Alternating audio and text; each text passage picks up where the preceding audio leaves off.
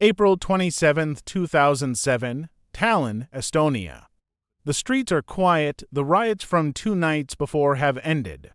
Fires are out, glass is being swept up, but inside government servers, something is breaking.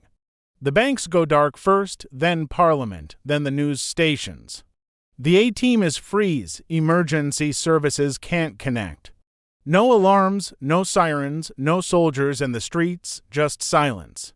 And then, slowly, the realization the entire country is offline. This isn't sabotage in the conventional sense. There are no bombs, no troops, no physical destruction at all. Just lines of code moving at the speed of light collapsing a nation. Estonia, one of the most digitally advanced countries on Earth, is being erased from the internet in real time. And no one knows who's doing it. To understand what happened to Estonia, you have to understand what came before it. April 26, 2007, the Estonian government made a decision: move a statue, the Bronze Soldier, a monument to Soviet victory in World War II. For 60 years, it had stood in the center of Tallinn, a reminder of occupation, of loss, of a nation that wasn't free. For ethnic Estonians, it was a symbol they wanted gone. For Estonia's Russian-speaking minority, it meant something else entirely. It was a memorial, a connection to their past, to their identity. Moving it wasn't just logistics, it was politics, national identity, competing narratives about history. That night, thousands gathered, mostly young, mostly Russian-speaking, angry. The demonstration spiraled. Rocks were thrown, store windows shattered, cars burned. Police clashed with rioters. By morning, 1 person was dead. Dozens were injured. Tallinn looked like a war zone. By April 28th, the government reasserted control. The statue was moved. The streets were cleared. The physical crisis was over, but something else was beginning. Something no one was prepared for. Late April 27th, while Tallinn's fires were still burning, Estonia's IT staff started noticing something odd. The Prime Minister's website was crashing, the Parliament hotline was down. At Estonia's largest newspaper, editors were suddenly flooded with thousands of spam comments. All at once, all the same pattern. Then the defacements started. The ruling Reform Party's website replaced with a Soviet flag and an angry message.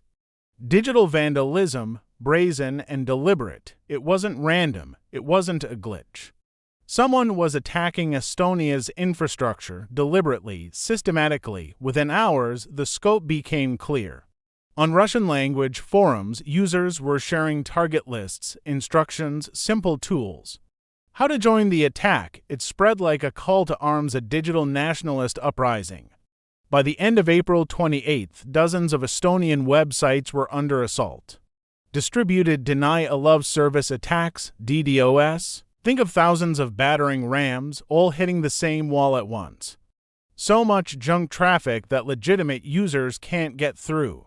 The servers collapse under the weight. Estonia's IT teams scrambled, their graphs spiked off the charts. And here's what they didn't realize. This was just the beginning. May 2007, the attacks escalated, not just angry teenagers anymore. This time, something different joined the assault, a botnet. Hundreds of thousands of hijacked computers from Vietnam to the United States, all commandeered by malware and repurposed as weapons. Now they all unleashed simultaneously. Massive waves of bogus traffic. Hundreds of millions of knocks on the door. All at once, web servers crashed. By the peak of the assault, 58 major websites were offline at the same time. Government portals vanished. Newspapers couldn't publish. Banking systems froze.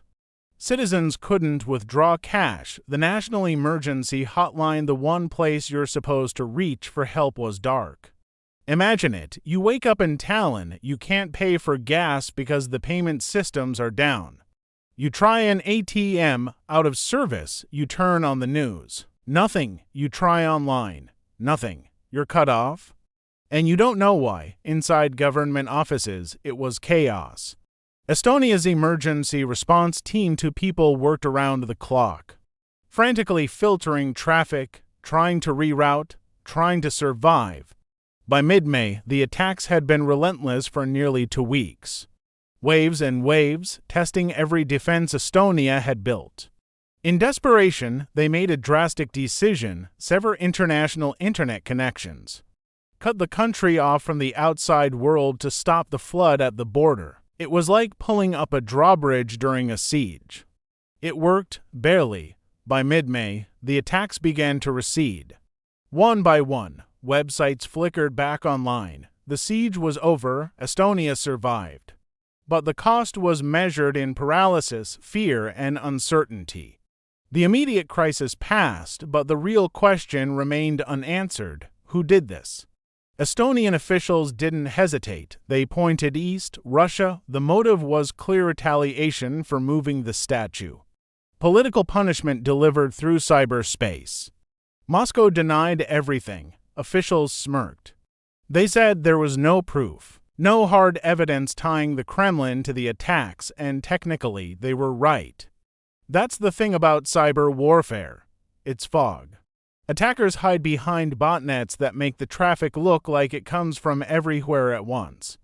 They route their strikes through compromised servers on distant continents. A few keystrokes and you've erased your fingerprints. But investigators found hints, tantalizing ones. Those Russian forum postings coordinating the attacks, they weren't exactly hidden. They pointed to a pattern: patriotic hackers, probably encouraged by Russian nationalist groups, maybe not directly ordered by the Kremlin, but clearly aligned with Kremlin interests. Months after the attacks, a leader of Nasia pro-Kremlin youth movement actually bragged to the press that he had organized the cyber assault.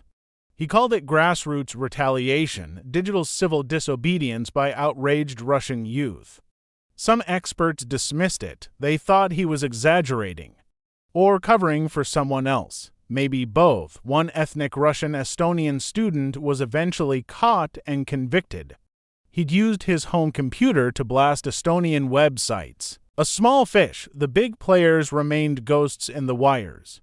Whether it was officially orchestrated by the Kremlin or an unofficial patriotic uprising or some mixture of both, the distinction blurred. And that blurring was the point. If you can't prove direct state involvement, you can't respond militarily. You can't retaliate, you can only accuse and wait. Estonia didn't just survive, it learned. In the aftermath, the tiny nation became obsessed with cyber defense. They rebuilt, they hardened, they studied what happened and made sure it couldn't happen again.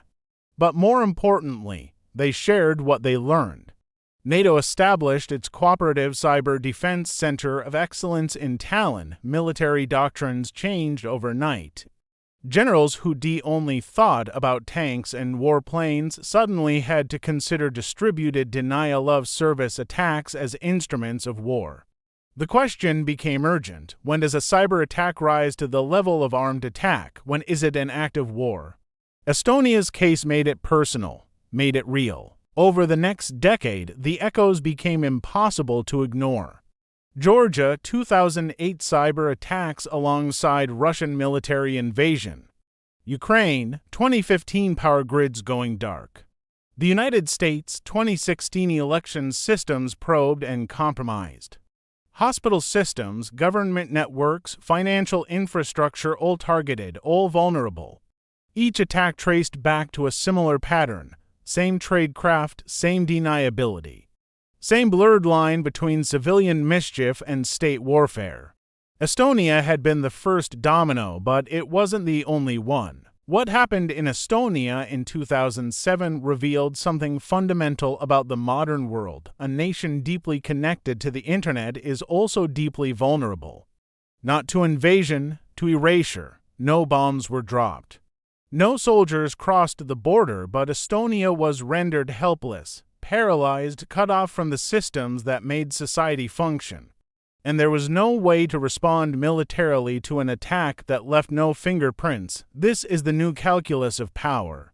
A nation with a sophisticated cyber apparatus can cripple another nation without firing a shot, without leaving evidence, without triggering the conventional tripwires of military response. The attacker remains deniable. The victim remains vulnerable. Today, cyber defense is as critical as border defense. Every nation that's deeply wired now understands this. They've hardened their systems, built redundancies, established cyber commands within their militaries. But the fundamental vulnerability remains. Here as what we still do and know. Was the 2007 attack officially ordered by the Russian government? Or was it a coordinated patriotic uprising that the Kremlin tacitly supported by not stopping it? Does the distinction matter? If Russia can weaponize nationalist fervor without officially pulling the trigger, have they invented a form of plausible deniability that makes traditional deterrence impossible? And perhaps more troubling, if it worked in Estonia, why wouldn't it be tried elsewhere? Every nation with the capability to launch such attacks now knows that a cyber war can be fought without consequences, can be waged against a NATO ally without triggering Article 5, can be prosecuted with zero political cost. This is perhaps the most destabilizing lesson of 2007, not that cyber attacks are possible, but that they're possible with impunity. In 2007, a new form of warfare announced itself quietly. No declarations, no ultimatums. Just servers going dark and a nation realizing that its entire infrastructure could be erased by attackers it couldn't see and couldn't touch. Estonia survived. It rebuilt. It became a leader in cyber defense. But the vulnerability didn't disappear. It just moved to the next country, to the next critical system. To the power grid, to the hospital, to the election system. The first cyber war didn't end in 2007, it just became invisible. And that's when it became truly dangerous.